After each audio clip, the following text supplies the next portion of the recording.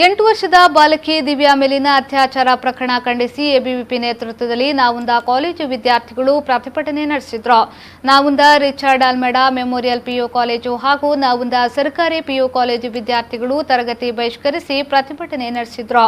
ಕಾಲೇಜಿನಿಂದ ರ್ಯಾಲಿ ಮೂಲಕ ಹೊರಟ ವಿದ್ಯಾರ್ಥಿಗಳು ನಾವುಂದ ಪಂಚಾಯಿತಿಗೆ ತೆರಳಿ ಪಿಡಿಒ ಗಣೇಶ್ ಮೂಲಕ ತಹಶೀಲ್ದಾರ್ಗೆ ಮನವಿಯನ್ನ ಸಲ್ಲಿಸಿದ್ರು. ವಿದ್ಯಾರ್ಥಿನಿಗಳಾದ ಸುನಿತಾ ಹಾಗೂ ಅನುಷಾ ಮಾತನಾಡಿ, ಅತ್ಯಾಚಾರ ಬೆಸಗುವ ಕಾಮಕರಿಗೆ ವಿದೇಶಗಳಲ್ಲಿರುವಂತೆ ಉಗ್ರವಾದ ಶಿಕ್ಷೆಯನ್ನ ನೀಡುವಂತಹ ಉಗ್ರ ಕಾನೂನುಗಳನ್ನು ರೂಪಿಸಬೇಕು. ಹೀಗಾದಲ್ಲಿ ಮಾತ್ರ ಮುಂದಿನ ದಿನಗಳಲ್ಲಿ ದೇಶದಲ್ಲಿ ಅತ್ಯಾಚಾರದಂತಹ ಪ್ರಕರಣಗಳು ನಡೆಯುವುದಿಲ್ಲ. ಈ ಪ್ರಕರಣದಲ್ಲಿ ಭಾಗಿಯಾದ ಆರೋಪಿಗಳಿಗೆ ಉಗ್ರ ಶಿಕ್ಷೆಯನ್ನ ವಿಧಿಸಬೇಕೆಂದು ಆಗ್ರಹಿಸಿದ್ರು. ಪ್ರತಿಭಟನೆಯ ಮುಂದಾಳತ್ವವನ್ನು ಸುಪ್ರೀತ್, ಕಾರ್ತಿಕ್, ಭಾರ್ಗವ್, ಪ್ರಣೀತ್, ಮನೋಜ್, ಅನುಪಮ, ರಕ್ಷಿತಾ ವಹಿಸಿದ್ರು.